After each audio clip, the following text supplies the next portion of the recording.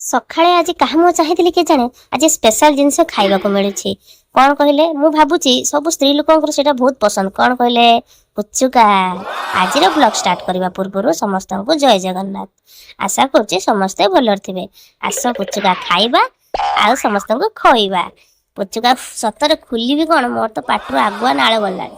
ଆଳୁ ତ କାଲା ଆଳୁ କଣ ମନେ ହେଉଛି, ତାପରେ ମୋର ସ୍ପେଶାଲ ସମସ୍ତଙ୍କର ପସନ୍ଦ ଖଟା ପାଣି। ଆଉ କାହାକୁ କାହାକୁ ଭଲ ଲାଗେ ନିହାତି କମେଣ୍ଟ କରିବେ। ମୁଁ ଆଉ କଣ କହିବି, ମତେ ଜରି ଆଉ ଖୋଲି ପାରୁନାହିଁ ମୋ ପାଟିରୁ। ଦେଖୁଛନ୍ତି ତ, ମୋ କଥା କହିବାନି। ଆଉ ଏଇ ଯୋଉ ଦେଖୁଛନ୍ତି ପତ୍ର, ଏଇ ପତ୍ରଟି ଆଗରୁ ଏମିତିଆ ପୁଚୁକା ରଖିକି ଯୋଉ ଆଳୁ ରଖିକି ଖଟା ପାଣିଟା ରଖି ସେଇ ପତ୍ରରେ ଯୋଉ ଶାଳ ପତ୍ରରେ ଖାଇବାର ଯୋଉ ମଜା ନା, ଆଉ ନାହିଁ ସତରେ। ଦେଖୁଛ ମୋ ପାଟିରେ ପକେଇଲା ବେଳକୁ ମୁଁ କହିବି କଣ, ମାନେ ସେତେବେଳେ ଯୋଉ ଖାଉଥିଲେ ଯୋଉ ଟେଷ୍ଟଟା ନା, କଣ କହିବି।